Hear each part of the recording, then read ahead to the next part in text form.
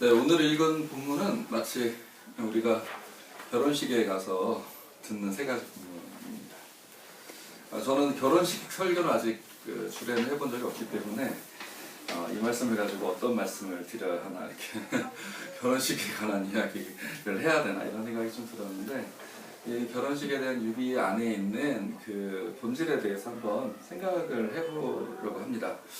많은 목사님들이 아마 이 본문을 가지고 이제 결혼식 때 하나님께서 짝져 주신 것은 사람이 나눌지 못할지라고 얘기를 했는데 사실 성경을 응용해서 이야기를 하지만 사실은 그 말씀들의 권위는 다 잃지 않았나라고 하는 생각을 하게 됩니다. 그것은 이 말씀이 가지고 있는 본질을 놓치고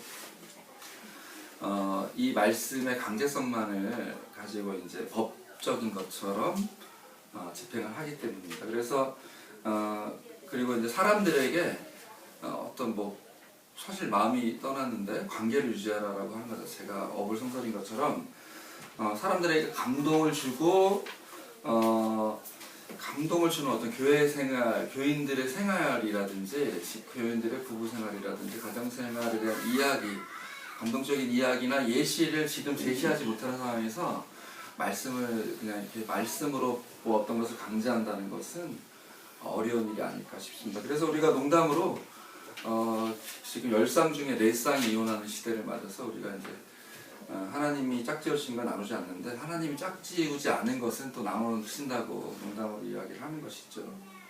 어쨌든 저는 그 결혼이라고 하는 주제보다는 이 창조 시기에 이 창세기를 읽으면서 이 본문에서 얘기하는 바가 어떤 것인지를 한번 생각해 보려고 합니다. 저는 창조의 핵심은 관계라고 생각을 합니다. 그리고 오늘 우리가 창세기에서 읽은 것처럼 그 깊은 관계를 노래하는 것이 오늘 창세기 본문인데 특별히 이제 2장 23절의 말씀 이게 핵심이라고 저는 생각합니다. 이제야 나타났구나 이 사람 뼈도 나의 뼈요 살도 나의 살 남자에게서 나왔으니 여자라고 부를 것이다 라고 하는 말씀을 놓고 아마 이 말씀을 놓고 이 깊은 관계를 가진 사람을 중심으로 이 이야기를 중심으로 창조에서 남자와 여자가 창조된 이야기를 아마 생각하지 않았나 유추하지 않았나라고 하는 생각을 한번 해보게 됩니다. 제가 지난주에도 말씀드렸지만 창조의 이야기라고 하는 것이 어떤 과학을 통해서 창조의 이야기를 증명하려고 한 것도 아니기 때문에 사실은 우리는 창세기를 약간 뒤집어 읽는 것도 필요한데 때로는 믿음으로 창조의 이야기를 받아들이기도 하지만 때로는 그 창조의 이야기를 한 사람의 어떤 심정이나 그것들을 가지고 이야기를 하는 것을 이제 창조의 뒤집어 읽기라고 얘기할 수 있는데 본인이 갖고 있는 깊은 체험 부부 간의 관계에서 남녀 간의 관계에서 깊은 체험과 그것들을 가지고 역으로 하나님께서 남자와 여자에 대한 관계성의 본질이 무엇인지 그리고 그걸 어떻게 창조하셨는지를 고백하고 그 말을 쓴 것이 저는 오늘의 이야기로 한번 생각을 해보는 것입니다. 그래서 이 사람 뼈도 나의 뼈 살도 나의 살이라고 하는 것이 이 좋은 관계 어떤 아내와 남자와 여자 간의 그 깊은 관계 속에 느껴진 것이 이 좋은 것이 하나님께로부터 나온 것이 아니라면 어디에서 나왔겠는가. 하나님께서 남자와 여자를 처음에 만드셨을 때 또 여자와 남자를 만드셨을 때 관계는 한 몸인 관계인 것처럼 이렇게 뼈도 나의 뼈, 살도 나의 살이라고 하는 깊은 체험에서 이 이야기를 마치 시처럼 사용한 것이 아닐까라고 생각합니다. 그래서 그 다음 구절에 보면 남자에게서 나왔으니 여자라 부를 것이다 라고 이야기를 하는데 그래서 많은 우리 이제 교회에서는 남자 우선성을 주장하고 남자의 우월성을 주장하고 이렇게 얘기를 합니다. 그래서 그 말의 근거는 나왔으니 남자에게서 나왔으니 여자라 부를 것이다 라고 얘기를 하는데 저는 오히려 이것은 호칭의 상대성을 가리키는 거라고 생각을 해봅니다. 남자에게서 나왔으니 남자가 썼으니까 여자라고 부를 것이고 여자에게서 나왔으니 남자라고 부른다라고 하는 말로 바꿔도 이 본문에 하등에 이상할 것이 없다는 것이죠. 오히려 한번 성경 본문을 한번 보십시오. 남자에게서 나왔으니 여자라 부를 것이다. 그러므로 남자는 아버지와 어머니를 떠나 아내와 결합하여 한 몸을 이루는 것이다 라고 나왔는데 그러므로가 번역이 잘못되었는지 아니면 문맥이 그 어떤 남자에게서 나오는 어떤 선후 관계를 지명하는 것인지, 오히려 여자에게서 나왔으니 남자라 부를 것이고, 그러므로 남자는 아버지와 어머니를 떠나서 아내와 결합하여 한 몸을 이루는 것이다라고 말하는 게 훨씬 자연스러운 이야기죠. 성경은 우리랑 다르게 우리는 시집을 가고 시집을 가는 걸로 얘기하는데, 여기는 다 남자들이 아버지와 어머니를 떠나서 이제 아내와 결합하는 걸로 나오는데요. 그래서 여기서 그러므로라고 얘기를 하는데, 실제로 이 남자에게서 나와서 여자라 부를 것이다라고 하는 것을 어떤 선후관계나 전후관계로 파악하는 것이 아니라, 우리가 음양의 조화를 얘기할 때 남녀, 흑백, 차고 뜨거움을 얘기하듯이 남자 vs 여자, 여자 vs 남자라고 하는 어떤 상대적인 호칭으로 받아들인다면 훨씬 더 성경 말씀 이해하기가 쉽지 않을까라고 하는 생각을 해봅니다. 그래서 저는 오히려 거꾸로 여자에게서 나왔으니 남자라 부를 것이다. 그러므로 남자는 아버지와 어머니를 떠나 아내와 결합하여 한 몸을 이루는 것이다라고 부르는 것이 더 자연스럽고 성경 말씀을 이루는 길이 아닐까라고 생각하는데, 이것은 제가 성경을 임의로 바꾸고자 하는 것이 아니라, 성경 이 본문 중에 이제 짐승의 이름을 짓는 것을 빼면 결국은 그 이야기의 핵심 속에는 이제야 나타났구나, 이 사람 뼈도 나의 뼈, 살도 나의 살, 이 부분이 이 어떤 체험의 핵심이고,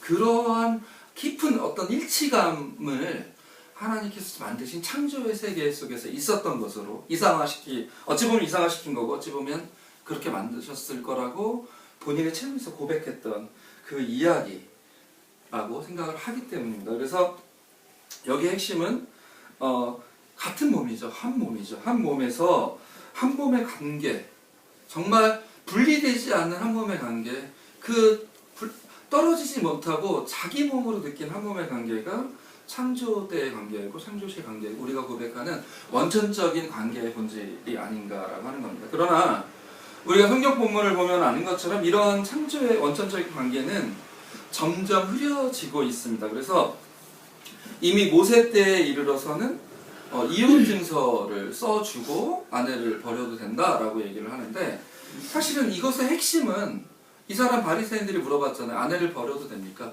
모세는 어떻게 하라 그랬니? 모세는 이혼 증서 버려도 된다고 했어요.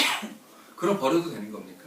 결국은 이 이야기의 핵심은 그 다음에 있습니다. 예수님께서 모세가 그렇게 한 것은 너희의 완악함 때문이다. 너희가 악하기 때문에 최소한의 규제 장치로 여성을 보호하는 장치가 이제 이혼 증서죠. 그 당시 사회에서는 그렇게 하라고 얘기한 것이다라고 얘기를 한 것이죠. 그러니까 결국 예수가 어찌 보면 남자의 하나님이 짝진 걸 나누지 못할 것이다라고 예수님이 말씀하신 것이 물론 그 어떤 성경적인 진리를 보존하는 것도 되겠습니다만, 예수님께서 얘기하는 것은 결국 저는 이제 달리 돌려 생각해 보면 창세기의 이 기쁨의 고백처럼 남자와 여자 간의 관계에 있어서 핵심은 그 떼지 못하는 한 몸, 나의 뼈 나의 살로 표현되는 그 한 몸인데, 이제는 그 관계의 본질을 잃어버리고 문서만이 남은 거죠. 행정만이 남고 제도만이 남아넌 그런 너희의 완악함 때문에 이제 그렇게 말씀했다는 거죠. 그래서 오히려 결혼을 지켜라, 이혼하지 못한다, 결혼을 지켜라, 가능하는 것이다라고 얘기했을 때는 결혼을 지켜라가 아니라, 결혼이라고 하는 관계의 핵심 속에 있는 창조 때에 예수님께서 결국 이 창세기를 인용하신 거라고 보면, 창조 때 그 관계의 본질을 회복해야 되고, 나쁜 마음을 품고 그 제도만을 남기는 것은, 관계의 본질을 제도만을 남기는 것은 완악함이다라고 말씀하신다는 것이죠. 이런 것들이 교회적으로는 이제 어떻게 제도화되냐면, 현실에 창조 때와 물론 우리가 살아가는 현실은 다르겠지만, 현실에 이러한 제도를 적용하면서 이제 이 본질이 왜곡되기 시작합니다. 모세 시대에 이미 왜곡되고 예수님 시대에 왜곡돼서 이혼 증서를 보내는 것처럼, 이런 남편과 아내의 관계의 본질은 없어지고 교회 내에 위계 질서만 남은 거죠. 그래서 우리가 오늘 읽은 에베소서는 논란이 조금 있습니다. 우리가 지난번에 이제 바울의 첫 번째 복음이라고 하는 책에서 보면 도미닉 크로산이라고 하는 분은 바울 서신이 이제 13개가 있는데, 그 중에 정말 바울이 쓴 거냐, 아니면 진짜 가짜 바울이 쓴 거냐, 아니면 정말 바울의 안티적인 애가 쓴 거냐라고 하는 세 개의 서신으로 분류하는데, 에베소서는 그 중에 가짜 바울이 쓴 것이라고, 이제 실제 바울이 쓰진 않았다. 다만 바울의 생각을 이어받은 어떤 사람이 쓴 거라고 이제 보고 있는데요. 그걸 가짜 바울이라고 얘기하는데, 섀도우 폴이라고 얘기하는데, 이제 그거를 들여다보면 이런 거죠.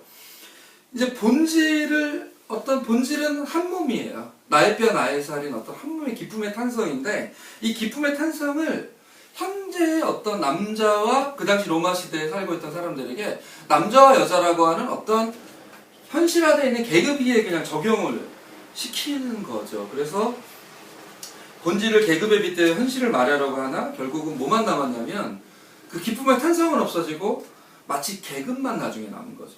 남자가 교회의 머리다. 여자는 그러니 순종해야 되고, 남자가 몸이고 여자는 지체이고, 이렇게 남자가 핵심이고 여자가 그 종인 것처럼, 여자가 그러니까 따라오는 어떤 존재인 것처럼 말한다는 거죠. 그러나 이 본문에도 핵심은 분명히 존재하는데, 예수님을 통해서, 그리고 그 이후에 바울 사도나 사도 학파를 통해서 계속적으로 초대교회에 이어졌던 핵심은 여전히 남아있는데, 그것은 이제 에베소서 5장 25절에 그리스도께서 교회를 사랑하셔서 교회를 위하여 자기를 내주신 것과 같이 너희는 아내를 사랑하여라. 또한 반대로 아내는 남편을 사랑하여라 라고 갔어야 되는 것이 아닌가 라고 하는 생각을 하는 것이죠.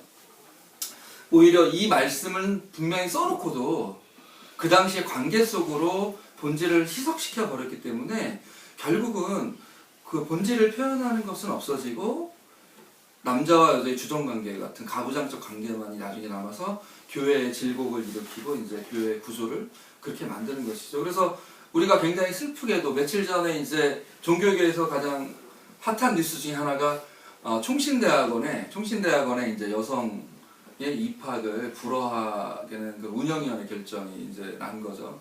사실 이제 총신대학원은 우리 교단 역사를 보면 이제 예수교 장로의 이제 합동측인데 가장 큰 교단입니다. 10,000개 교회가 속해 있는 교회이고, 예장 통합이 이제 크다고 하는데 거기 7,000개 정도, 뭐 감리교가 6,000개, 5,000개, 6,000개 이렇게 얘기를 하는데, 가장 큰 교단이 어찌 보면 그 본질은 놓치고 그 당시에 로마 시대에 남아있던 가부장적인 관계만, 제도만, 문서만 형식적으로 남아서 여성에게 안수를 허용할 수 없다라고 말을 하는 것을 우리가 보게 되는 것이죠. 그래서 우리는 이 창조주를 보내면서 남녀에 관계된 이 본문을 저는 다시 한번 그 탄성의 본질을 상상해보자라고 말씀을 드리는 거예요. 이 탄성의 본질은 결국은 어떤 것이냐라고 하면, 우리 경험에는 없었느냐, 이 탄성의 본질이 없었느냐라고 하면 분명히 있었을 거다라고 생각을 하는 거죠. 여러분이 깊이 묵상하는 가운데서 이제 우리 어린아이일 때 엄마에게 의탁하는 그런 마음이, 이제 이 본문에서도, 마가복음 본문에서도 뭐 뒤에 어린아이와 같은 자들이 하늘나라에 들어간다고 얘기하는데, 어린아이가 엄마와 아직은 분리되지 않은 일치 속에 살아가는 관계를 한번 상상해 보십시오. 정말 아이들은 잘 느끼지 못하고 우리들도 느끼지 못하지만 자녀를 키울 때는 분명히 느끼잖아요. 그러면서도 우리는 그 자녀를 어떻게 키우냐면 본질을 잃어버리고 제도 속에 맞는 아이예요. 제도 속에 잘 적응하는 아이로 키우기 위해서 이제 본질을 흐려버리죠. 우리가 어쨌든 엄하게도 대하고 어쨌든 하는데, 어쨌든 그 대하는 것의 기본은 분리되지 않는 자녀와의 관계 속에 있는 본질 아닐까라고 하는 생각을 또 하는데, 우리는 제도에 맞는 아이를 키우려다가 뒤에 목욕물을 버려야 되는데 아이까지 버리는 우를 범하고 있지 않나라고 하는 생각을 하고요. 또 이 관계의 본질, 뼈도 나의 뼈, 살도 나의 살이라고 하는 이 한마디의 짧은 탄성이 지금 창조주를 맞아서 되돌려보면, 다시 생각해보면 이게 남자와 여자의 관계이지만 또 하나의 유비처럼 나와 하나님과의 관계의 유비로도 들린다는 것입니다. 교회 생활, 누가 그런 얘기를 어제 시찰에 갔더니 그저께 그 얘기 하더라고요. 제가 정확하게 기억하진 않는데, 신앙의 익숙함이 신앙의 성숙함은 아닙니다. 이런 얘기를 하는데, 신앙의 익숙함, 교회에 익숙하고 오래 다니고 하지만 실제 신앙의 본질, 핵심은 탄성이죠. 하나님이 내 안에, 하나님이 내 안에 나의 뼈도 나의 뼈, 살도 나의 살이라고 하는 이 탄성이 이게 남녀의 유비지만 한번 우리와 하나님과 우리의 유비로 돌려보면 하나님과의 관계에 대해서 다시 한번 생각해 보는 거죠. 우리는 계속적으로 삶을 살아가고 이 제도화된 사회 속에 살아가고 계급화된 사회 속에서 살아가면서 계속 이제 하나님과의 우리와의 관계의 탄성을 느끼기보다는 그것에 무감각해지고 그냥 어찌 보면 하나님은 심판관이고 나는 언제나 죄인이거나 노예로서 느낄 때가 더 많은 삶을 신앙의 삶을 살아가고 있습니다. 그러나 오늘의 이 한마디로 다시 한번 역으로 계속 창조의 시간을 거슬러 올라가면 하나님께서 그 아담을 만드시고 숨을 불어 넣으셨다라고 하는 이야기부터 시작해서 우리 속에 하나님의 영, 지난주에 제가 설교한 것처럼 우리 속에 하나님의 빛이 모든 존재 속에 존재하고 그 호흡이 내 몸 속에 있을 때 나의 몸도 하나님의 몸이고 또 하나님의 몸이 나의 몸인 그런 신비의 경지를 같이 찾아볼 수 있지 않을까 생각합니다. 우리 창조절을 보내면서 어려울지 모르겠지만 제도나 문서나 형식을 조금 벗어난 본질에 대해서 한번 다시 생각해 보고 원했습니다. 그래서 이 남녀와 유비로 나타난 성경 말씀을 가지고 한번 하나님과 우리의 관계를 다시 한번 고민하고 묵상하는 그런 창조절 세 번째 주일이 되었으면 좋겠습니다. 같이 묵상하겠습니다.